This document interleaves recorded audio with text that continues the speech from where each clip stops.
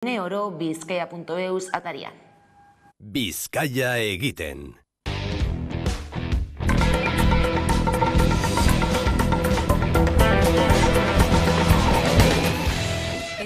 Hego Euskal Herriko langile publikoek erosteko ahalmena galduko dute aurten ere. Sindikatuek jakinarazi dute langile publikoen lansaria 2,5% igo nahi duela Espainiako gobernuak datorren urtean, eta 2010tik Madrilek finkatzen duenez Espainiako estatuko administrazio guztietako langile publikoen soldata igoera. Hego Euskal Herrikoek ere igoera hori bera izango lukete. Espainiako ogasun eta funtzio publikoko ministerioak proposatu du 2022an dituen 2,2 igoera beste 1,5%koarekin osatzea, 2023an lansariak 2,5% igotzea eta 2024an 2,2 horrez gain 35 orduko lanaldian sakontzeko aukera eskaini die langileen ordezkariei, eta baita barne promoziorako eta mugikortasunerako hobekuntzak ere. Hala saldu zuten CESIF eta UGT sindikatuek atzo iluntzean alorretako ministerioarekin batzartu ondoren. Comisiones Obrerasek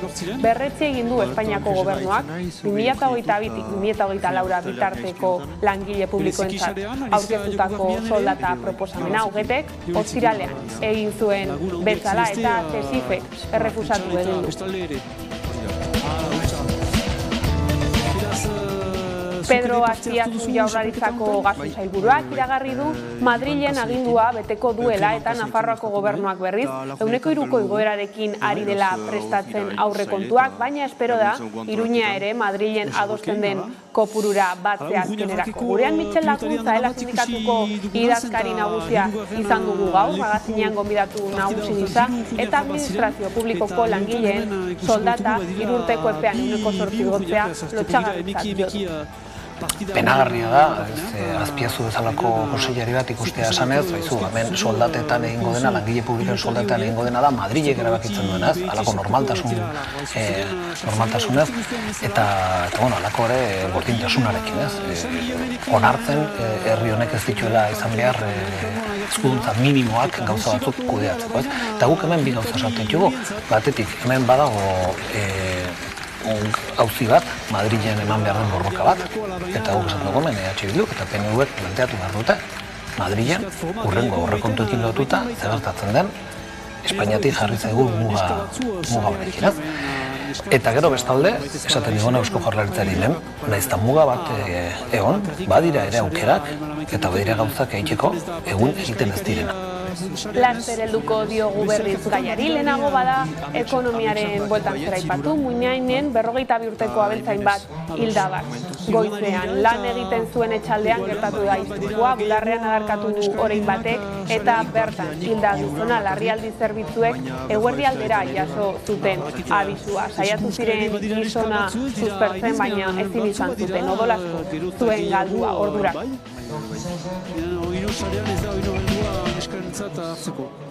Bestaldetik ingurumenari lotuta ekotopaketak egin dituzte 3 egunez Portugaleten. Krisi ekosoziala erdigunean jarri. 500 parte hartzaile inguru izan dira, eta behin jardunaldiak amaituta asteburuan bildutako borroketa indarrei jarraipen eta forma emango dien tresna baten beharra azpimarratu dute. Eragile berri bat sortzeko lanean arituko dira datozen hilabeteetan. Planteamendu hori 3 egunetan garatuz joan da, ekotopaketen lehen egunean parte hartu zutenei egindako galdera batetik abiatuta entzun. Eta galdera da, behar aldu Hego Euskal Herriak tresna, eragile, plataforma ekologista berri bat. Nazioarteari begira, Nord Streamen gas isuri nagusia eten egin da Baltikoan, bigarrena aldiz Suediak dio ihes handiaren arrastorik ez dela ikusten itsasatzalean. Europako gas eskaerak 10% egingo du behera 2022 urtean nazioarteko energiaren agentziaren arabera. Gazbide horren eta Nord Stream biren aurkako sabotajeak lau gas isuri eragin zituen aurreko astean. Horietako bi Suediako uretan gertatu dira, baina ihes nagusiak ez du burbuilari igortzen. Jada bigarrena 30 metro diametroko azaleran sumatu daiteke Bornholm uhartetik gertu. Iparraldeko herrialde horretako agintariek iganderako aurreikusi zuten isuria amaitzea, eta ihesik handienaren kasuan bete egin da epemuga hori. Bigarrenean aldiz, Nord Stream 2 ez zuten martxan jarri bere garaian, baina metanoz beteta zeukan odia gas hori oso kutsakorra da atmosferan, eta oraindik zehazteko dago hondamendi ekologikoaren neurria isuriak direla, eta bien bitartean Nord Stream gasbideen prezioa egonkortu egin dela berretsi du Gazpromek.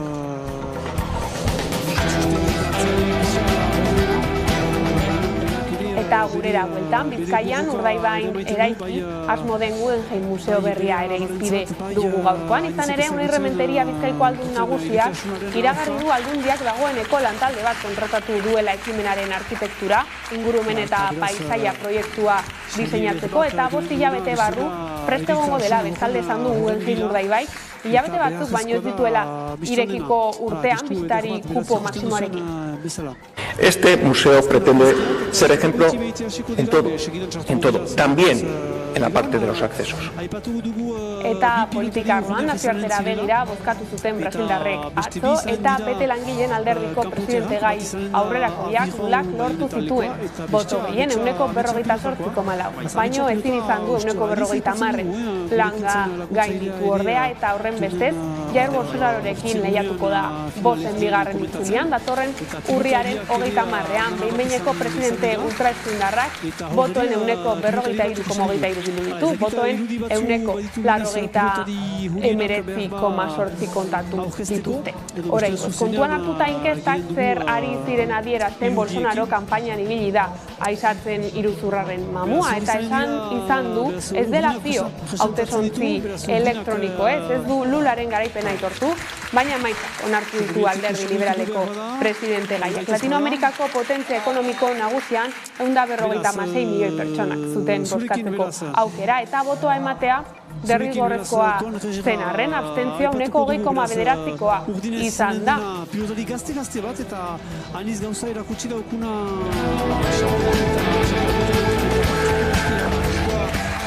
Eta nazioarteko gaiekin jarraiki, Kataluniako independentismoak alderdien arteko zatiketa ageriko batek blaitutako giroan oroitu du 2017ko urriaren batean ezarri zuen mugarri politiko autodeterminazio erreferendunaren 5. urteurrenean. Eskerra Republikana eta Junts per Kataluniaren arteko desadostasunek hautezko zorian utzi dute bien arteko koalizio gobernua, baina zatiketa ez alderdien artekoa bakarrik urriaren 5. urteurreneko ekitaldi nagusian argi adierazi ziren mobilizatu ziren herritarren arteko jarrera kontrajarriak ere. Ekitaldi bateratua izan zen, baino ez batua, batzuek txistuz eta gaitzespen oiuz hartu zituzten Carme Forcadell Kataluniako parlamentuko presidente ohia, Marta Rovira erresteratua eta Xabier Antzik Òmnium kulturaleko presidentea. Txaloak bai, gora gailuetatik Junts per Kataluniako erresteratuen izenak aipatu zirenean, eta sarritan entzun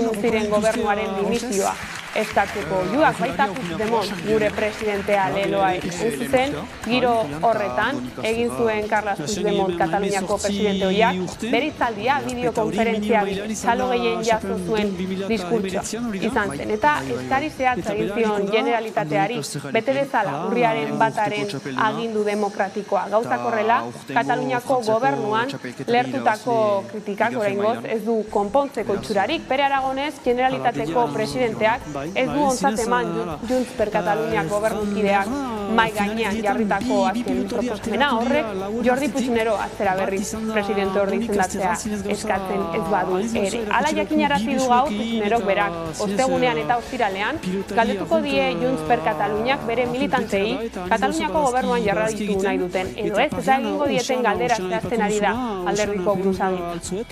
Arratzaldean egin dute prentsaurrekoa galderaren berri emateko. Kontsulten emaitzak jaso bezain pronto jakinaraziko du Junts per Kataluniak Kataluniako gobernuaren parte izaten jarraituko duen edo ez.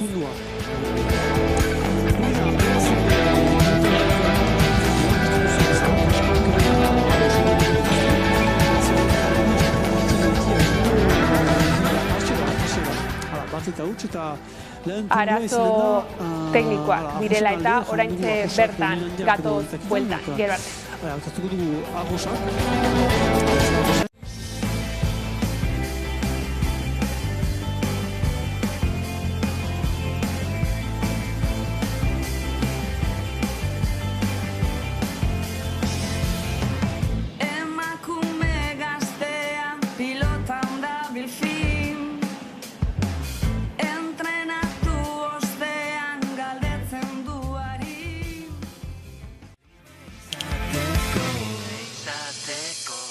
Euskal Herriko aktualitatea ikusteko eta jarraitzeko beste modu bat da Hamaika Telebista.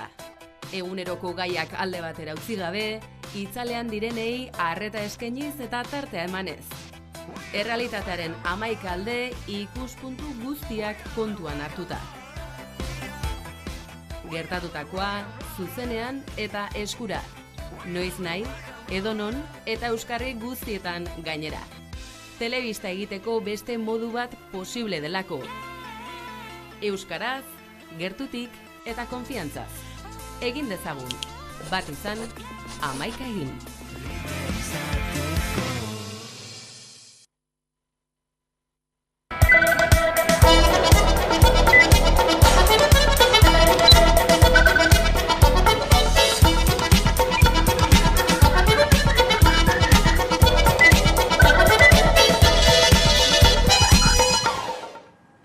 Gabon, bueltan gaude jada gaueko albistegi honetan eta heldu diezaiogun egunak utzi digun argazkiari. Hego Euskal Herriko langile publikoen soldatak 3 urtean 8% igotzea proposatu du Espainiako gobernuak estatu mailan. Elak eta labek ez dute onartzen Espainiako gobernuaren murrizketa. Jara Durreta. Hego Euskal Herriko langile publikoek erosteko ahalmena galdu dute aurten ere. Bada Espainiako gobernuak zerbitzu publikoko langileen soldatak 3,5% igotzea proposatu du aurten, 2,5% 2023an eta 2,2% 2024an. Jaurlaritzak aurreratu du igoera berdina ezarriko duela. Nafarroako gobernuak aldiz soldatak 3% igota prestatzen ari da aurrekontuan. Proposamenak horrez gain, lanaldia asteko 35 ordura murriztea aurre ikusten du, baita hobekuntzak ere barne promoziorako, baita hobekuntzak ere eta sarbiderako. Hala Antonio Garamendi, COE, Espainiako patronaleko presidenteak nabarmendu duenez, proposatutako soldata igoera erreferentzia bat izango da enpresa buruek soldatak eguneratzeko. Bien bitartean, Elak eta Labek salatu dute Espainia mailan igoera hori egitea. Gai zaldatuta, kaleak hartu dituzte berriz ere gaurkoan pentsiodunek. Gainera larun batean adineko pertsonen nazioarteko egunaren harira manifestazioa ere egin zuen mugimenduak. Aiara Durreta kazetaria izan da gaur Bilboko elkarretaratzean. Hego Euskal Herriko pentsionen borrokak ez dueten ikastelo legez, elkarretaratzeak egin dituzte Hego Euskal Herriko hiriburuetan eta hainbat herritan. Asteburuan gainera adineko pertsonen nazioarteko egunen harira, pentsiodunek manifestazioak egin zituzten Hego Euskal Herriko hiriburuetan. Eta zertarako, behin eta berriz adierazteko, pentsiodunak eta adineko jendea eskubideak berberak dauzkagu beste dozein pertsona bezala. Laguntza sozio-sanitario publikoa, kalitatezkoa eta hurbilekoa eskatu zuten. Pentsionitzat eta adineko jendearentzat zerbitzu publiko duinak edukitzea. Ospitaleak, sare egoitzak eta beste zerbitzu batzuk batez ere gure adinako jendearentzat ezinbestekoak direla bizitza duina edukitzeko edo garatzeko. Gogoratu dute halaber, Euskal Herrian 1.000 eurotik berako pentsioa duten 225.000 pertsona daudela, eta horietako 10tik 8 emakumeak direla. Bada 1.080 euroko gutxieneko pentsioak ezartzeko beharra azpimarratu dute beste behin ere. Eta behin eta berriz, gogorra da errekonozitzea, Hego Euskal Herrian 222.000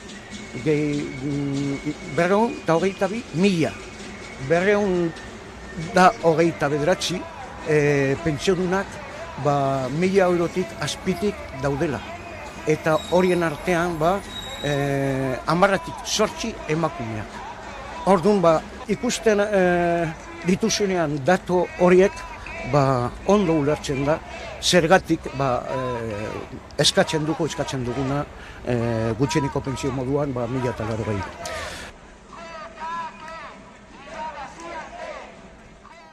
Lan gatazketara salto ArcelorMittalek eta UGT Comisiones Obreras eta USO sindikatuek 2022ko abenduaren 31 arteko aldi baterako enplegu erregulazio espedientea aplikatzea adostu dute. Elak aldiz uko egin dio beste behin ere erregulazio espedienteari.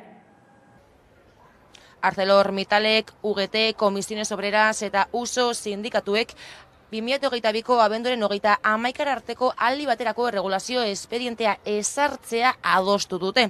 Urteko soldata gordinaren 80% bermatuko die enpresak langilei. Ekoizpenaren beherakadaren arabera aplikatuko da erregulazio espedientea, Etxebarrin 20%, Lezakan 20% eta Olabarria Bergaran 20%. Bestalde, Elak uko egin dio beste behin ere enplegu erregulazio espedienteari. Uste baitu enpresak mekanismo hori egituraz erabiltzen duela. Esateko ez da izan sorpresa bat, espediente honen bukaera, oso itxurazko izaten da enpresa honetan azkenean UGT Komisionesek eta USOk horrelako akordioak sinatzea. Bueno, guke hasieratik esan genduna, ez? Kontestua jartzeko ArcelorMittalek aurreko urtean 13.000 milioi euro irabazi zituen mundu mailan, oso urte ona izan zen, Euskal Herrian eta Euskal Herritik kanpo, eta aurten ere oso urte ona izaten ari da. Nola ez, enpresa eta lantoki asko dauzka, eta batzuetan lan ez gainezka egon daitezke, eta beste batzuetan momentu batzuetan lankarga horiek jeitsi egiten dira. Ez dago justifikazio gure ustetan espedienterako, eta dena esateko uste dugu zuzendaritzak hori badakiela. Ordea, Globoko banatzaileak, langileak direla eta ez autonomoak, aldarrikatu du beste behin LAB sindikatuak, hain zuzen ere, Globoko langileen eskubideak bermatzeko ekimen juridiko bat aurkeztu du LABek, eta horren azalpenak eman ditu goiz honetan Garbiñe Aranburu idazkari nagusiak adi.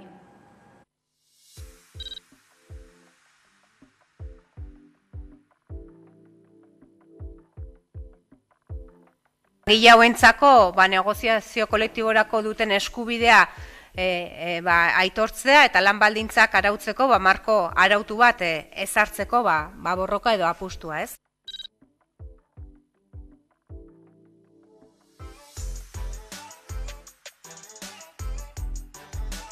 Kontratazioan ematen ari den iruzur hori onartzea eta beraiek duten lan harreman eredu hori besteren konturako langileak direla aitortzea. Eta horretarako gizarte segurantzan beste langileen eskubideekin parekatuz lan egiteko duten eskubide hori aitortzea. Eta ekonomiaren bueltakoekin bukatzeko, Siemens Gamesa eolikoen konpainiak 2009 kaleratze iragarri ditu azken astean albistea ez da ezustekoa. Izan Alemaniako zuzendaritzaren arabera, enpresak emaitza ekonomiko kaskarrak izan baititu azken urteetan. Sindikatuek berriz, lan karga geroz eta handiagoa dela, ohartarazi dute. Asalatzen dugu nola, email batez enteratu gara, eta aldi berean, notizia prentsa filtratu da. Logikoki gure lankideak oso kezkatuak daude, logikoa denez, eta guk ez daukagu informazio gehiago. Ez dakigu zenbat kaleratze izango diren Euskal Herrian, ez dakigu noiz edukiko dugun hurrengo bilera, ez daukagu informazio, benetako informazio. Lehenago esan bezala, gaurkoan, Michel Lakuntza Ela sindikatuko idazkari nagusia elkarrizketatu dugu 11 telebistan, eta berak ere Siemens Gamesaren egoera kezkagarria dela adierazi du entzun. Oso kezkatuta gaude, oso iragarpen kezkagarria delako, eta gogoratu behar da ere aurretik esan ziguten, lasai egon behar genula, hemen ez zegoela inor soberan, eta gero albisteak beste norabidean doaz. Hemen gogoratu behar da, gainera zenolako enpresa mota direna, beko egia hemen sortutak, Euskal Herrian sortutako enpresak dira, eta gainera kasuntan energiarekin lotutako enpresak. Kasuntan ere hori energia berriztagarriekin lotuta dauden enpresak, ez? Eta kasuntan ere, Tapia andereak alako balorazioak egiten dutuenean, normalean gehienetan ulertzen du enpresaren dimensio handia hartzea bentaja bat dela, esaten du, eta gero ikusten dugu hau dela gertatzen dena, enpresa hauek azkenean beraien erabakitzeko guneak beste toki batean daude, eta halako enpresa baten barruan sartzen zarenean salduta zaude, eta gure kezka kasu honetan ere handia da. Soldata publikoen igoeraz mintzatzen hasi da eta hain zuzen penagarritzat jo du Azpiazu kontseilariak normaltasunez esatea Eusko Jaurlaritzak egingo duela Madrilek erabakitzen duena eta gordintasunez onartzea herri honek ez dituela eskuduntza minimoak izan behar gauza batzuk kudeatzeko. Hobekuntza batzuk eman dira udaletxetan edo aldundietan Eusko Jaurlaritzaren arloan edo Nafarroko gobernuaren arloan ematen ez direnak. Horrek agerian uzten du boluntade politikoa ere hor dagoela, ez. Hemen egia da, badagoela muga bat, Madrile jartzen duena, eta kasu honetan Eusko Jaurlaritzak batez ere esango nuke honetan, erabiltzen duena esateko, hemen ezin dugu zer egin, mugatu gaude, eta hau ez da gure arazoa, ez. Eta oso penagarria da, Azpiazu bezalako kontseilari bat ikustea esanez, hemen soldatetan egingo dena, langile publikoen soldatetan egingo dena da, Madrilek erabakitzen duena, ez, halako normaltasunez, eta halako ere gordintasunarekin, ez, onartzen herri honek ez dituela izan behar eskuduntza minimoak gauza batzuk kudeatzeko, ez. Eta guk hemen bi gauza esate ditugu, batetik hemen badago auzi bat, Madrilen eman behar den borroka bat, eta guk esaten dugu hemen EH Bilduk eta PNVek planteatu behar dute Madrilen hurrengo aurrekontuekin lotuta gertatzen den Espainiatik jarri zaigun muga honekin, ez? Eta gero bestalde, esaten diguna Eusko Jaurlaritzari hemen, nahiz eta muga bat egon, badira ere aukerak eta badira gauzak egiteko egun egiten ez direna, ez? Eta hori da funtsian planteatzen duguna, baina jakina badagoela bide bat eta esploratu behar den bide bat da hori. Administrazio publikoko lanpostuetako euskara eskakizunei buruz galdetuta, Lakuntzak dio agente aktiboak daudela gaztelaniaren aldeko politikak egiteko, eta horietako bi direla Comisiones Obreras eta UGT sindikatuak. Hori horrela, Lakuntzak nabarmendu du langile publikoek eskubidea izan behar dutela euskaraz lan egiteko, eta herritarrek euskaraz hartatuak izateko. Agente aktiboak gaztelaren aldeko hizkuntz politika egiteko. Eta UGT eta Comisiones horretan agente aktiboak dira horretan. Eta gainera beraien estrategia hori horrek bat egiten du gainera herri honetan dauden epaile batzuekin. Eta epaile horiek elkartzen direnean halako bi sindikatuekin izaten duguna, halako emaitzak eta halako epaileak hizkuntz politikaren eta hizkuntz eskubideen kontrakoak, ez? Eta guk horren kontra, horren baitere alternatiba bat planteatzen dugu, guk esaten dugu hemen orainikan herri honek eta Euskal Autonomia Erkidegoan ematen da kasu honetan eztabaida hau, egungo legeak badauzka orainikan zuloak, ez? Bada kasu honetan badira gabeziak eta horiek dira konpondu behar dienak, ez guk hala planteatzen dugu. Eta Eusko Jaurlaritzari proposamen bat egin diogu, kasu honetan aurreko astean, Kontseiluaren eskutik, ELA eta LAB sindikatuak, proposamen bat egin dugu, sektore publikoan hurrengo 15 urtetan euskalduntzeko administrazioa. Zergatik, hurrengo 15 urtetan dauden langileen erdiak hartuko duelako jubilazioa. Eta guk esaten dugu, sartzen den beste erdi horrek euskaldun izan behar du. Nahita nahi ez. Eta gero, badira hemen beste gauza batzuk ere egin behar diena, gaur egun osatu behar dira zirkuitu eta unitate propioak bermatzeko euskaldunoi harrera eta hartatzen gaituztela euskeraz, ez? Eta bi gauza horiek alderretzen ditugu, ez? Langile publikoen eskubidea euskeraz aritzeko beraien lanpostuetan eta herritarren eskubidea. Prezioen gorakada izan du hizpide ELA sindikatuko idazkari nagusiak eta azpimarratu du pobretze fase batean sartu dela gizartea. Hori horrela dio kezkatuta daudela horri aurre egiteko hartzen ari ez diren neurriekin. Horren aurrean hainbat neurri har daitezkeela defendatu du. Soldatak eta pentsioak defendatu behar dira, mugak jarri behar zaizkie prezioei eta aldaketa fiskalaz hitz egin behar da. Izan ere, dio, Hego Euskal Herrian ez dutela diru gehien ematen, diru gehien dutenek. Pasatzen dena da gauza bat, ez? Ustute Ayuso Madrilen edo Alderdi Popularra Andaluzien egin duten nonbait ere vanguardia neoliberal horrekin, ez? Edo esaten den, ez? Merkadillo fiskale horrekin martxan jarrita ematen du hemen hobeki gaudela, ez? Baina hemen ikusten baldin badugu ze pasatzen den enpresen gaineko zergarekin eta beste, eta orokorrean daukagun hemen presio fiskalarekin, hemen ez da diruri jasotzen gehien dutenen gandik. Hori da, herri honetan pasatzen dena, ez? Eta azkenengo postutan gaude Europarekiko alderatzen baldin badugu, jakindare Europan diru gehiago jasotzen dela administraziorako ekonomiatik, eta hori ez da hemen pasatzen, ez? Eta Urkulluk badaki hemen arazo bat dagoela, injustizia fiskala dagoelako, baina ez da ikutu nahi, ez? Eta nik uste dut daudela pasatzen den hau eta ez dugun ezer ikutzen, ez? Eta deflaktazioarena da gauza minimo bat egin daitezken gauzen artean, ez? Eta guk adibidez esaten dugu, enpresen gaineko zerga zer eskatzen dugu hemen, pasatzen ez den zerbait, guk esaten dugu, enpresa dauzkaten etekinetatik behintzat irabaza dituzten 4 eurotatik bat, behintzat jarri beharko lukete administraziorako, edo behintzat osakidetza hobetzeko, edo hezkuntza, ez?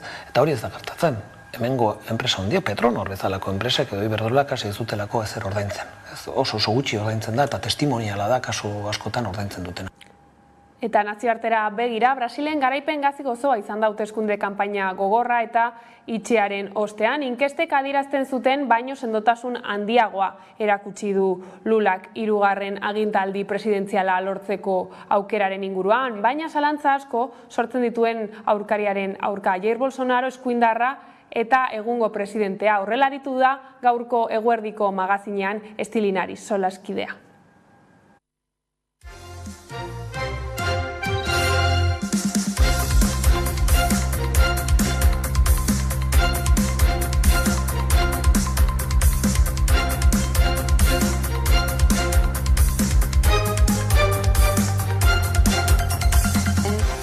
Zer gertatzen ari dan, ezkerreko ez da perspektiba horrekin eta zergaitik ez dan heltzen jendarteari ikusita batez ere Bolsonaroren kasuan gerta egin diren hainbat ekitaldi, ekintza, justiz, ez da eskubide, egon dira mila adibide eta oraindik ere begira zen justu, ez da, egon dira emaitza.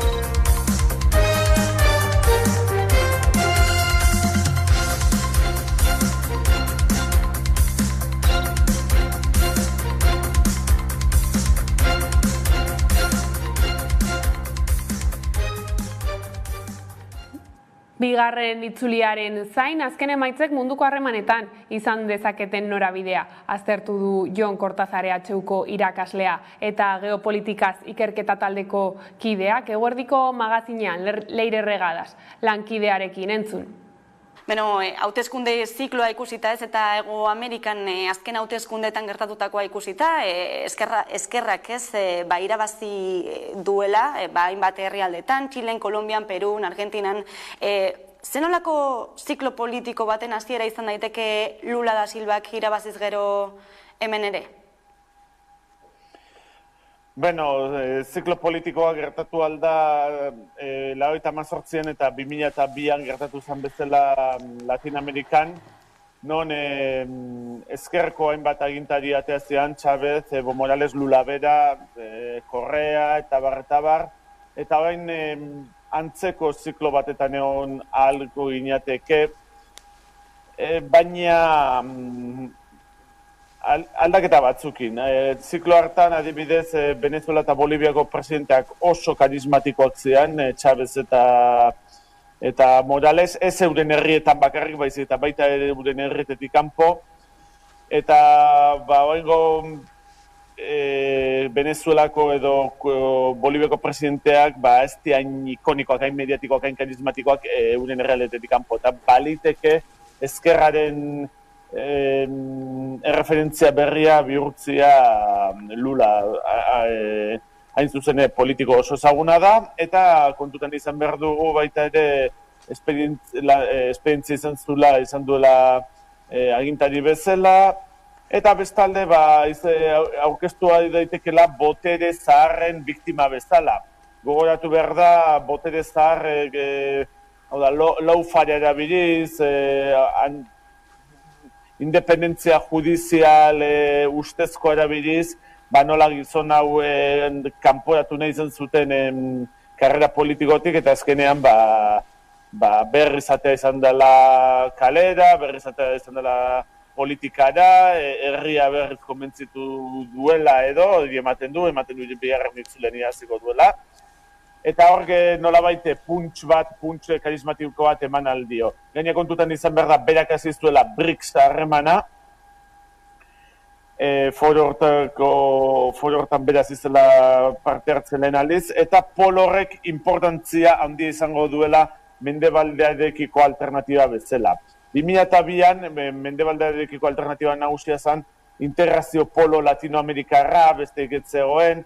Nik ez ditu biak kontra jarri nahi, ez dezagun noi pentsatu, baina garai hartan izan bazan polo latinoamerikarra, polo alternatibo nagusia, beste egetzegoen, gaur egun bai hasi da osatzen alako polo agian ezain ekonomikoa, ezain ideologikoa parkatu, gehiago geopolitikoa, bale, ados, baino erreferentzi nagusia bihurtzeko papeleta handienak ditu BRICSek eta gogoan izan behar da Lulak azizula harreman iraunkorra herrialde horiekin. Beraz, bera izan daiteke nolabait Latinoamerika berriaren traktorea edo motor makina.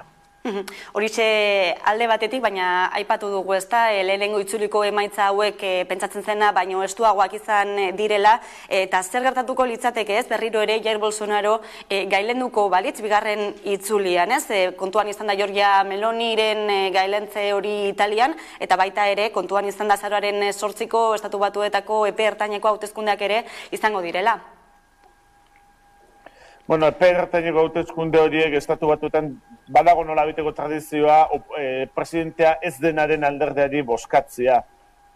Horrek esan nahi du Trumpistek idazio dutela, bazdakit Partido Republikanoa neko zatituta egon bada horren inguruan, Trumpen inguruan. Beste galdera egin duzuna Meloni eta biak oso eskubikoak dira. Nien naiz mundu guztiei fascista deitzen aldekuaz, azkenean fascismoa tradizio politiko bada, ezin dugu gustatzen ezaigun guztia lepoatzeko, baino kasu hauetan esan daiteke Meloni eta Bolsonaro nahiko ezberdinak direla gauza batzuetan. Bolsonaro ematen du Trump bat, hau da inkorrekzio politikoarekin nolabait gora egin duen militar autoritario neoliberal kontserbador tipiko bat, bera hau berokeria erabili izan duna, komentari ditugu beltzen kontra, feministen kontra, ezkergo kontra, eta behar uste du horrek, botak ematen dizkiola eta eman dizkio. Adibidez, Dilma Rousseffen kaleratze bozkaketan bere botua eskaini zion Dilma Rousseff torturatu zuen polizia sekretuko ofizialari. Meloni Meloni gehiago bada tradizio ideologiko batetakoa, kasu honetan tradizio fasistati dator, argi, berak atea zen elkarrizketa bat duela 20 urte, bera Italiako gazteri nazionaleko burua zenean edo, baina adibidez gaur egun esango nuke Bolsonaro bastante, biak neko eskubita daude, baina Bolsonaro nahiko eskubirago dagoela Meloni baino. Hala ere, kanpo politikari dagokionez, hor badituzte antzekotasunak eta ezberdintasunak. Biak oso natozale bezala agertu izan dira, baina Bolsonarok bai egin dula aldaketa bat pragmatismo duntz. Batez ere, bi gauzagatik. Trump presidentetzatik lekutu diren eta Biden eskubi kontserbadoren arabera Biden da kultura woke horret, hainbeste diferentzia ekonomiko ez dago, baina bai da hainbeste horretu duten kultura woke horren ordezkari bezala tratatzen dute, eta orduan hor Bolsonaro aldaketa bat pragmatismo dantzen du BRICS herrialdekiko harremana hobetuz, eta gero bestalde Olavo de Carvalho, ideologo oso gogorra, eskubi oso gogorreko ideologoa zendutzeagoan hil zanean nolabait horrek agian Bolsonarori ekarri dio, adibidez Bolsonarok esan zuen azkenengoz Nazio Batuetako asanbladan, aldatu inbertzala Nazio Batuen funtzionamenduan, hor mende bat dila gehiagintzen zula, bere diskursoa jasan guztiz BRICS blokearekin lerratua, hor hitz egitezun adibidez, bera agertu zen oso antitxinatar bezala agertu zen hasiera batetan, eta azkenik Txinarekiko harreman onak mantendu izan ditu, saiatu izan da azken urteetan harremago betzen, eta bere oberako izan da, Txina da Brasilen bazkide komertzialik handiena. Beraz, nolabait, nik uste dute Bolsonaro idazten badu ez duela atlantismo oruntz, ez dela berriz 2018ko Bolsonaro itzuliko, behintzat nazioarteko harremanei dagokionean. Barne politika dagokionean, bagian bai, oraintxe Bolsonarok krisi ekonomiko honen aurrean neurri protekzionista batzuk hartu ditu, adibidez, Bolsa Familia Lulak jarrizuna eta beak kanpaina oso gogorrentzuna, handitu egin du, handitzen zaio, auxilio Brasil etzen zaio, baina, handitu inditu laguntza horiek, subentzionatu egin du ez dakit uste dute gasaren prezioa edo alago zerbait, baina nik uste botere hartzen duenean talda zaitzen denean, agian bai itzuliko dela politika liberalagoa gertzea. Kampainan Electrobras izan dute mintzagai, Electrobras enpresa privatizatu behar otedan, Bolsonaro defendatzen duen bezala, edo ez denik privatizatu behar, publiko mantentu behar dela, Lulak defendatu izan duen bezala. Aipatzen duzunaren hilotik, Jon, beraz, nola eragin diezaiokete azken emaitzak, ez? Brasil hauteskunden azken emaitza horiek, munduko boterearen berrantokelak eta horretan NATO eta Txina arteko ardatz horretan? Nik uste dut ez diela asko aldatuko harremanak, baina Lulak irabazten badu agian bai sakondu ingo diala. Hauteskunde maitza, Lula didagokionez, asmatu indute maitza, uneko 48 ematen zuten inkestek eta hemen hori atea du. Bolsonaro dirigutxo eman zioten eta Bolsonaro hirugarren kandidatoen bizkarra zidela esan dezakegu. Baina, adibidez, esaten dugunean nola aldatu alden, bi politikariak, adibidez, Ukrainiako gerrari buruz hartu dira nahiko, ez dugu esango errusiar zale, baina bai nahiko empatiko Errusiarekin, hau da, hemen gaude, hemen mendebaldean diot, Euskal Herrian eta mendebaldean, ohitua gaude pentsatzea konsensu mediatiko eta politikoa Kiefen alde dagola eta Moskuren alde daudenak diela eskuin erradikaleko batzuk, eskuin erradikala zatitua badago, edo ezker erradikalekuak.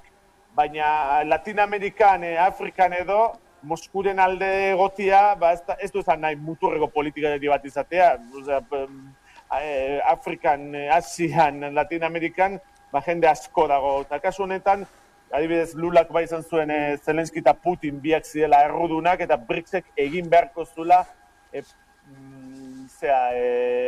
negoziatzerako lidertza papera hartu.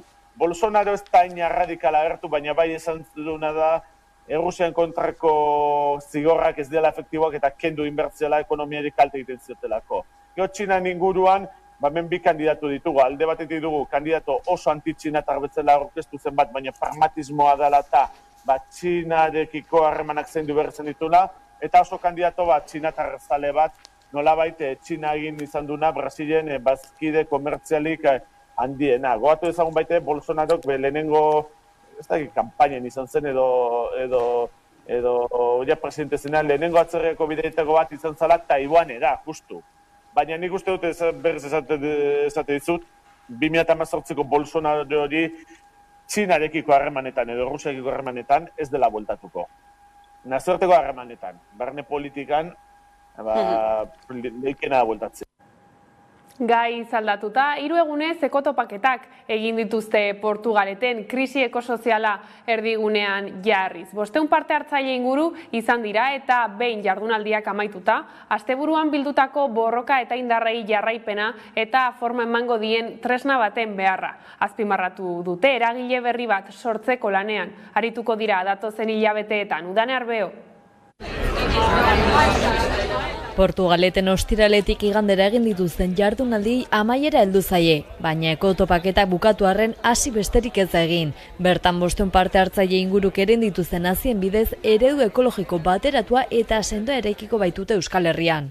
Proposamen batekin itxi dute jardunaldiz beteriko asteburua. Erakunde ekologista indartsua sortza litzateke hurrengo pausoa. Krisi ekosozialaren aurrean ahotsak eta diskurtsoak bilduko dituen tresna bat izateko helburuarekin eta antolatzeko dinamika bateratu bat abian jartzeko asmoz. Ekotopaketen lehen egunean galdera bat planteatu zitzaien bertaratu zirenei. Behar aldu Hego Euskal Herriak tresna, eragile, alderdi, plataforma ekologista berri bat? Horri erantzun aurretik 3 egunez eztabaidatzeko mahai inguruetan parte hartzeko eta krisi ekosozialaren inguruan informatzeko eta sakontzeko aukera izan dute.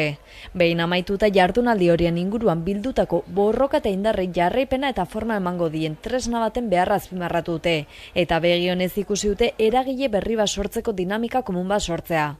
Ildo horretan zehaztu dute datozen hilabeteetan lan dinamika bat irekiko dela tresna hori nola konfiguratu aztertzeko, 3 egunotan bildutako indar guztia bideratzeko. Egia da dagoeneko talde ekologista ugari eta 100 mugimendu daudela tokiko edo sektoreko proiektuen inguruan antolatuta, baina denak batuz eta borroken aberastasun horri eutxiz, politikariak eta gizartea interpelatuko dituen mugimendu indartsu bat eraiki nahi da. Eragile ekologista berri horri begira kontuan hartu beharreko jarraibide batzuk zehaztu dituzte, sentsibilitate eta borroka ezberdinek bat egingo baitute bertan. Tratu onaren errespetuaren eta espazio seguruen gainean erekitako militantzia eredu azpimarratu dute, feminismoaz ikasiz baita herriaren kontzientziatik lan egiteko eta oligopolioei lotutako komunikabideetatik zabaltzen diren mezuak zalantzan jartzeko beharra ere. Eta hurrengo dinamika komun horren ardatzetako batzuk, energia subiranotasuna, krisi klimatikoak, gai sozialak eta lan munduarekin lotutakoak izango dira besteak beste.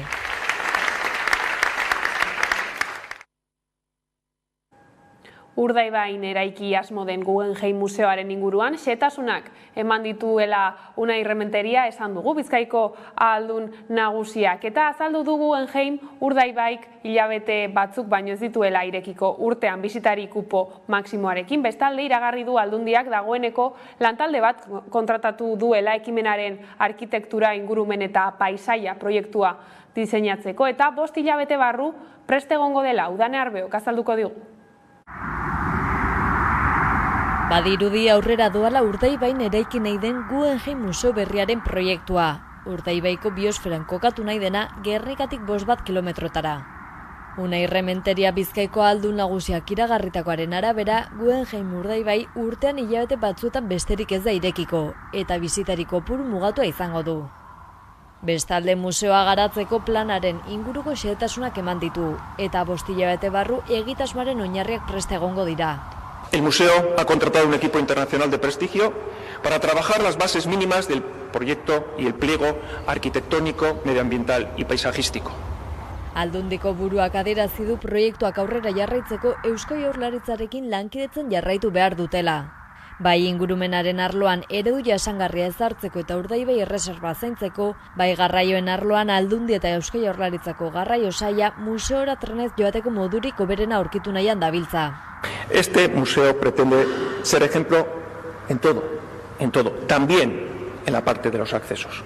Ildo horretan ingurumena izpide proiektuak Urdaibairekin erabateko errespetua izango duela azpimarratu du ahaldun nagusiak.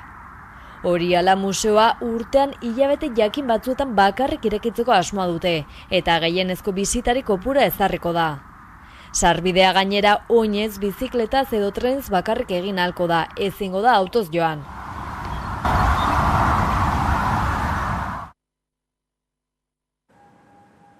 Gaiz aldatuta berriz ere, pertsona batzuek nahiago dute ohiko komunikabideetako berriak alde batera utzi eta geroz eta gehiago dira albisteak oro har edo albiste batzuk saiesteko hautua egiten dutenak. Joera hori ikusi du kazetaritza ikertzea arduratzen den Reuters institutuak. Euskal Hedabideen behategiko ikerlaria da Libe Mimenza eta berarekin aztertu ditugu ikerketaren ondorioak eguerdian. Aipatu dugu, ez da albisteak askotan edo batzuetan saihesten duen pertsonen kopurua goraka doala hori da ondorioztatu duena Reuters institutu honek. Zein azalpen bilatzen diozu albisteak albistekiko interes galera horri?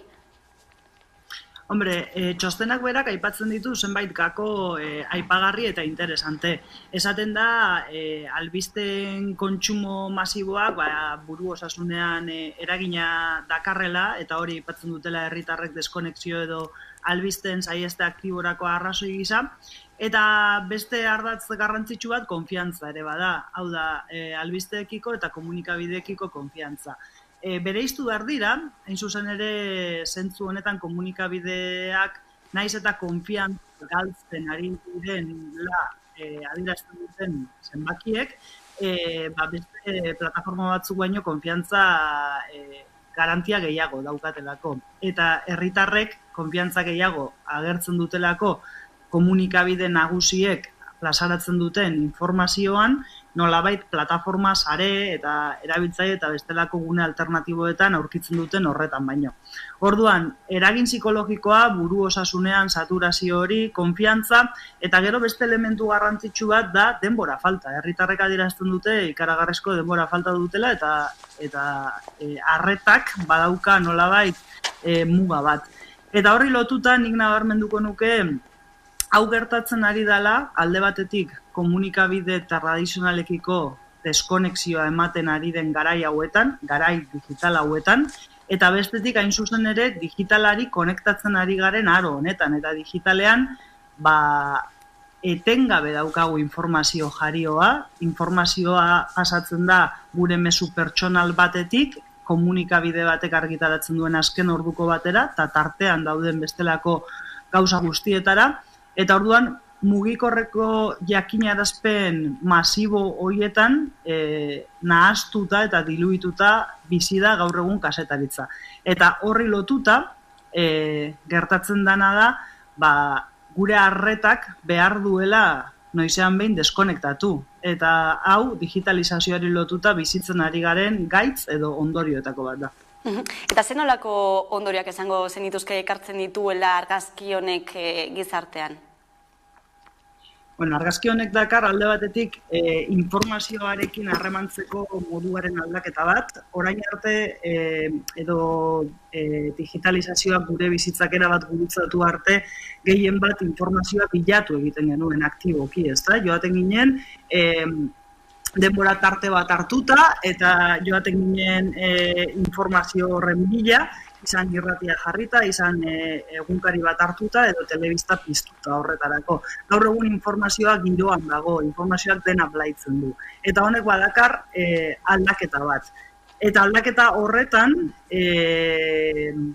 dena ez da izango grisa, ze badaude baita ere edabide alternatiboek sortu ditzaketen guneak edo hientzako aukerak. Eta beraz, nik esango nuke modua aldatzen dela, eta hor dagoela erronka. Bai komunikabideentzako nola heldu aldatzen ari den modu horretara, nola heldu jendearen mugikor eta kontsumo digital horretan tarte esanguratsu bat izatera, erreferentzia bat bihurtzera, haien funtzioak, haien markak herritarrokin konektatuta egotera, eta bestetik herritarrontzako ere badago moduan aldaketa bat, eta pentsatu beharko dugu eta kritikoak izan eta alfabetatu gure dieta mediatiko horietan kontsumitzen ditugun input guztietan, zerri egotzi konfiantza, zerri jarri arreta gehiago, eta gure iturriak hautatzerakoan nola landu harreman hor.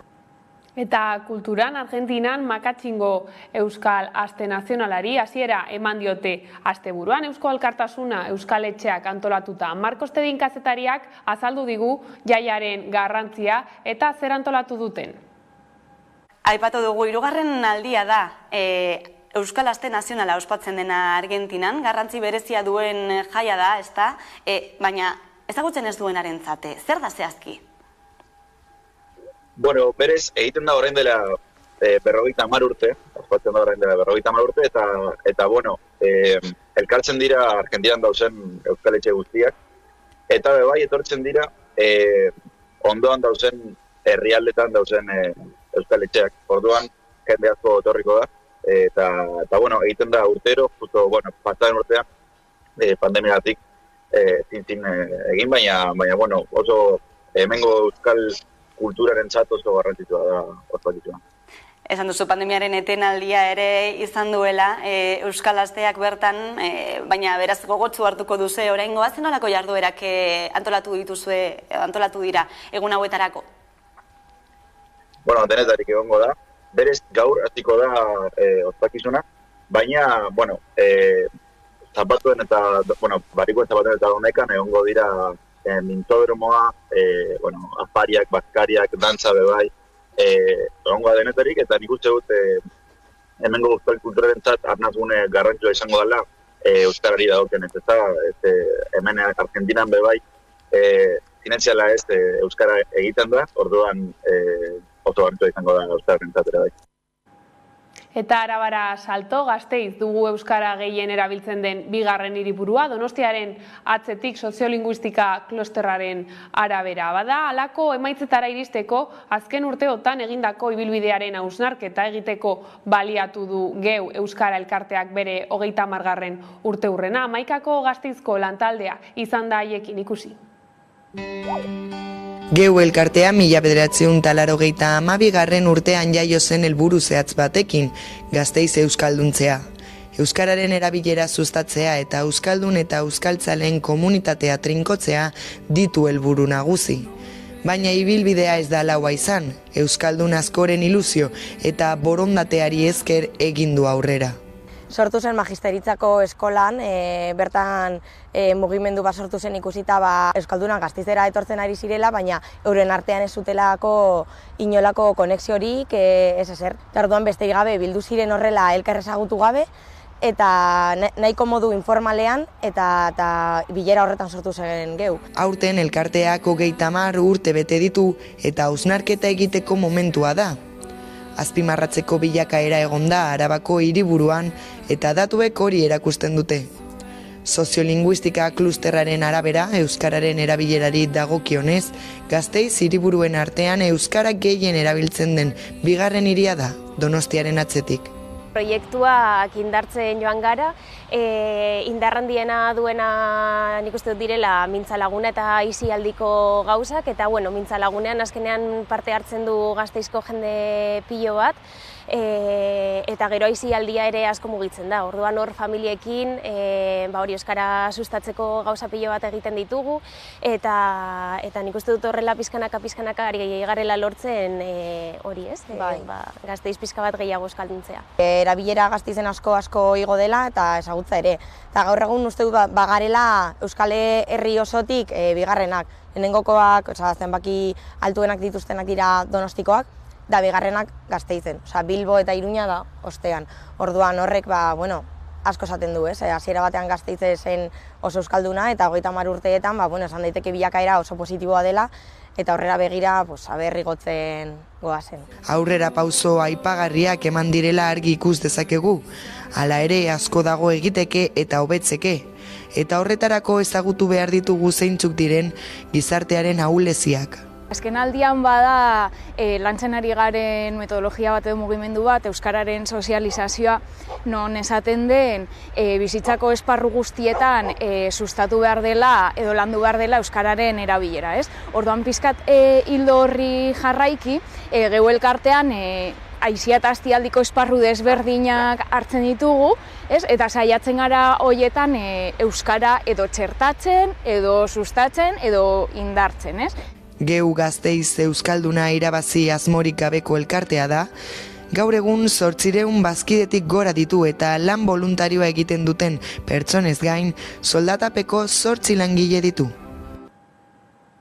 Afrikar Zinemen bigarren edizioa hasi da gaur Gasteizen. Afrikaldia jaialdiak bigarren edizioa antolatu du eta Gasteizen dozena bat emanaldi eskainiko ditu. Afrikan barneratzeko aukera izango dugu. Aurten hausnarketa sakona egitea nahi dute, eta hasieratik hausnarketa egitera deitu dute edizio honetako kartelarekin. Atal ofizialak fikziozko 6 film luze eta 6 dokumental proiektatuko ditu. Azpimarratzekoa da ekoizpen lanetan 20 herrialde baino gehiago sartuta daudela. Filmen artean estatu mailan estreinatuko dituzten 3 lan daude. Gainerako filmak Euskadin lehen aldiz eskainiko dira. Bueno, nosotros estamos intentando que esto sirva para romper puentes. No queremos que haya ninguna distinción en ninguna parte del mundo, vamos, y menos dentro de lo que es el continente africano. Florida Zinema Aretoa eta Montermoso jauregia izango dira jaialdiko agertokiak. Lehenengoan filmak proiektatuko dira eta bigarrenean berriz sektore profesionalentzako topagunea izango da eta bertan estatuko gonbidatuak bilduko dira. Gainera, aurten jardunaldi akademikoak egingo dira, Afrikako kultura EHUko ikasleen gana gerturatzeko asmoz eta Arabako kampusean 4 film eskainiko dira. Nafarroara salto Teatro Dix jaialdiak antzerki komunitarioaren unibertsoari ateak irekitzen dizki Iruñean, kulturaniztasuna, bizikidetza eta migrazioen gaiak izango ditu ardatz.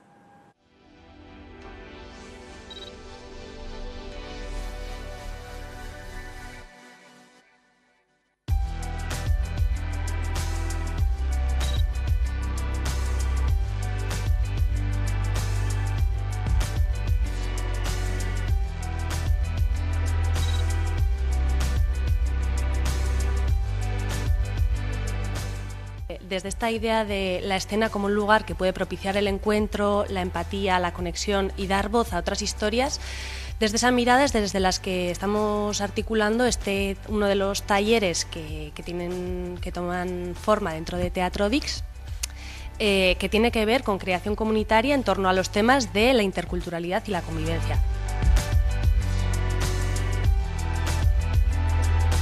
El valor y la importancia que tiene el ámbito de la cultura para promover y ayudar y facilitar a todas aquellas personas que se encuentran en una situación de vulnerabilidad y de exclusión social, lo que es la participación social, que es uno de los ejes importantes de integración social, pero luego también hacer ver al resto de la sociedad el valor que tienen estas personas.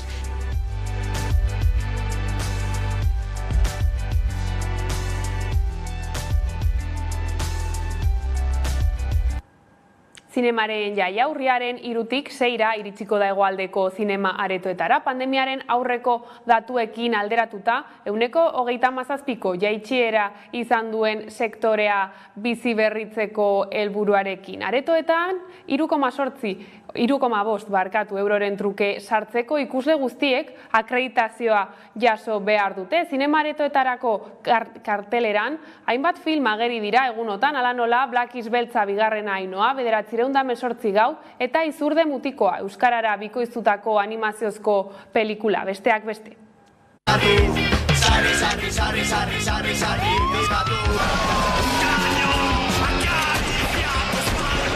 ¡Contra la pared! ¡Yo no he hecho nada!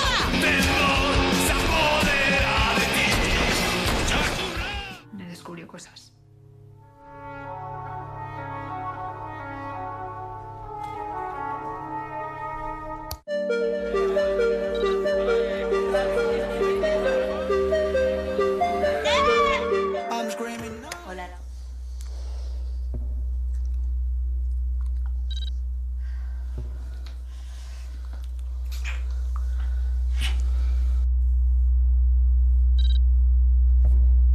Adiskidetasunari eta ausardiari buruzko istorio eder bat. Izurdeek erreskatatutako mutiko bat, etxera itzuliko da bere amaren bila. Ba, hemen duzu, giza anfibio bat aurkitu du. Eta pilotarekin jarraiki, kiroletan, ostiral honetan hasiko da denboraldiko lehen txapelketa. Eskuzko pilota enpresen ligaren lauterdikoa. Hilabete eta erdi iraungo du, azaroaren 20an, jokatuko baitute finala Bilbon, Miribillako pilotalekuan.